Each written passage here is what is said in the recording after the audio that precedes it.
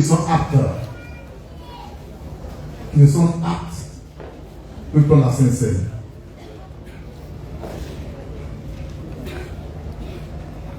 Amen.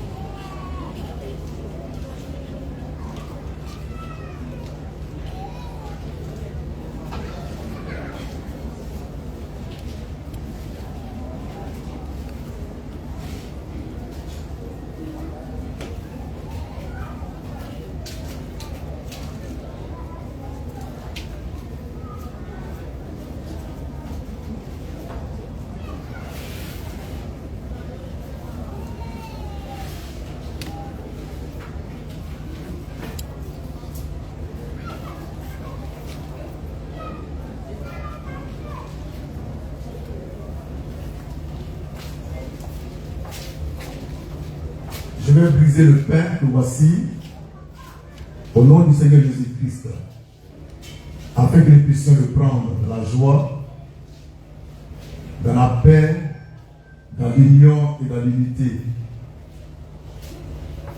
Et que si quelqu'un est malade, il soit guéri en prenant le pain et le vin aujourd'hui. Amen.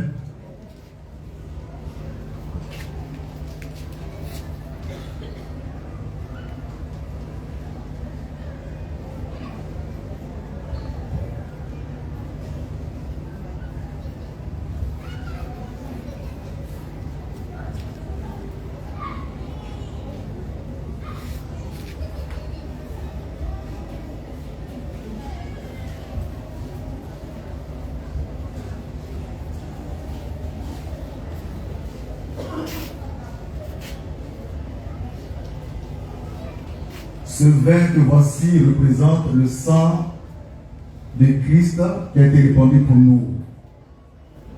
Je le bénis afin qu'en le prenant, nous soyons toujours en bonne santé, en communion les uns avec les autres, et en communion avec Dieu lui-même. Amen.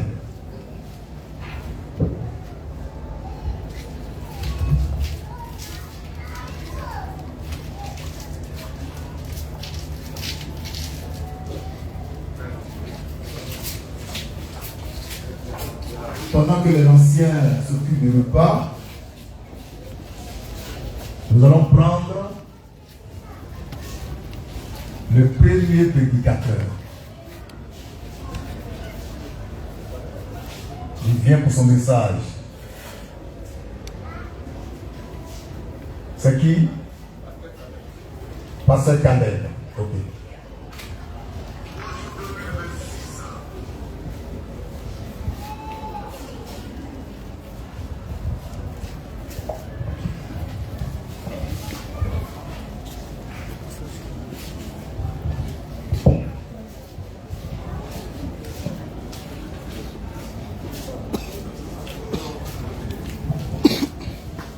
Que Dieu vous bénisse. Que Dieu vous bénisse. Amen. Je dis merci à Dieu pour cette nouvelle année qu'il nous donne encore. Et je le bénis pour cette occasion qu'il me donne pour prêcher sa parole. Par la grâce du Fils de l'homme. Amen. Le thème que je vais aborder est le suivant. La vie est dans le vice. Amen. La vie est dans le vice. Nous allons prendre Amos. Amen. Le livre d'Amos.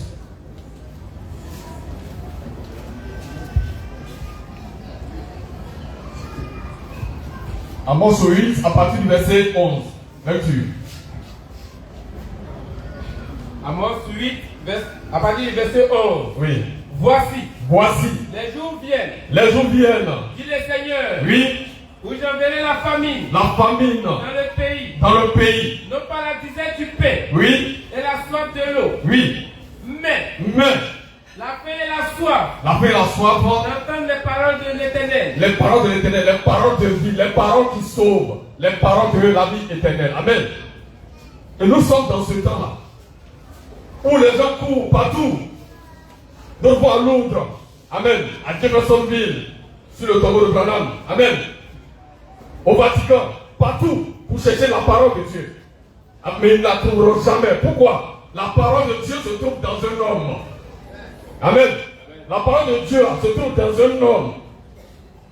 Et la parole de Dieu, c'est un homme. Quand tu as cet homme-là, tu as la vie de Dieu. Quand tu as cet homme-là, tu es sauvé. Quand tu as cet homme-là, tu as le repos. Amen. Dieu a tout mis dans le Fils. Dieu a tout mis dans le Fils. C'est pourquoi c'est pas normal qu'un individu se lève et puis il dit, bon, moi je cherche Dieu.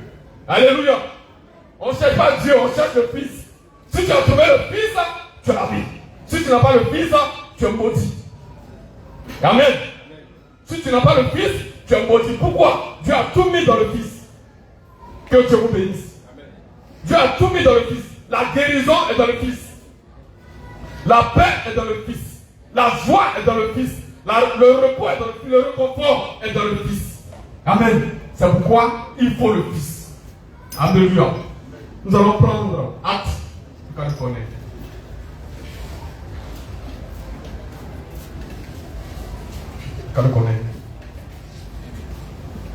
Que Dieu vous bénisse. Tant que le Fils n'est pas manifesté, il n'y a pas de salut. Tant qu'un Fils de Dieu n'est pas manifesté, un Fils de l'homme n'est pas manifesté, il n'y a pas de salut. Parce que Dieu ne sauve pas, c'est le Fils qui sauve. Que Dieu vous bénisse. Lève-tu. Acte 10. Oui. Verset 1er et suivant. Oui. Il y avait à Césarée un homme nommé Corneille. Oui. Centenier de la cohorte italienne. Oui. Cet homme était pieux, craignait Dieu, Oui. avec toute sa maison. Il faisait beaucoup d'aumônes au feu. Oui. Il priait Dieu continuellement. Oui. Vers la 9e heure du jour. On nous dit qu'il priait continuellement. Il faisait tout pour plaire à Dieu, mais il n'était pas sauvé. Lève-tu. Vers la 9e heure du jour. Oui. Il vit clairement dans une vision. Oui. Un ange de Dieu qui entra chez lui. Oui. Et qui lui dit. Oui. Corneille. Corneille. Les regards fixés sur lui. Oui. Et saisi d'effroi. Il lui répondit.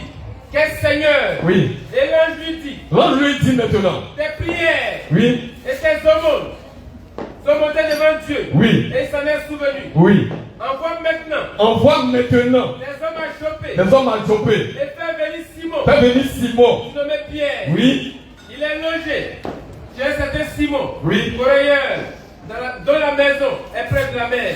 Amen. Qu'on ait cherché le salut.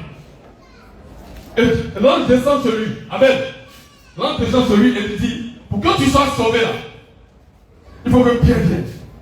Amen. Mais pourquoi Dieu ne sauve pas? Pourquoi Dieu ne sauve pas Corneille? Parce que la vie est déjà d'un Fils de l'homme sur terre. Alléluia. Et en ce temps-là, c'était Pierre. Pierre était là. Dieu ne pouvait pas sauver Corneille. Il a dit, va chez Pierre. C'est Pierre qui a la parole de la vie pour te sauver. Amen. On va lire Acte 11, verset 13. Acte 11. Verset 13. Cet homme nous raconta. Oui. Comment il avait dit dans sa maison. Oui, on parle de Corneille. L'ange se présenta à lui. Oui. Et disant, envoie à Jopé. Oui. Et fais venir Simon, surnommé Pierre. Oui. Qui te dira des choses. Des choses Par lesquelles tu seras sauvé. Pierre avait les paroles de la vie éternelle. Alléluia. Pierre avait les paroles de la vie éternelle. C'est pourquoi par ces paroles, Corneille a été sauvé, lui et sa famille. Et de la même manière, il a été sauvé. Amen. Il faudrait que nous, Noirs, nous, Africains, quelqu'un vienne avec les paroles de la vie éternelle pour nous sauver. Amen. Dieu ne va pas prêcher. Dieu est au ciel, il est au ciel, il ne va pas prêcher. Mais béni soit Dieu, amen. Béni soit Dieu, parce qu'il a permis, amen, qu'il a promis un Fils de l'homme pour nous. Amen. Et c'est Christ Moïse, le Fils de l'homme. Que Dieu vous bénisse. Amen. Dieu a tout mis en lui pour nous, pour notre sécurité, pour notre paix, pour notre joie. Dieu a tout concentré en lui pour nous. Alléluia. Dieu, il ne va pas descendre pour prêcher. Dieu ne va pas descendre pour dire, Caleb, voici la solution à ton problème. Alléluia. Quand je suis à la maison et que je prie, quand je passe par le monde difficile, amen, et que je prie là, quand je viens là, souvent je ne dis pas fils de l'homme, voici ma situation. Quand il commence à prêcher là, ce que je fais là, ça y est dans sa bouche. Mais comment il fait pour savoir que moi il y a tout ça dans ma chambre? Comment il fait pour savoir que moi j'ai prié comme ça? Alléluia. Parce que ce qu'il a demandé à Dieu là, Dieu a mis ça dans sa bouche pour me donner ça en même temps. C'est tout. La vie est dans le Fils.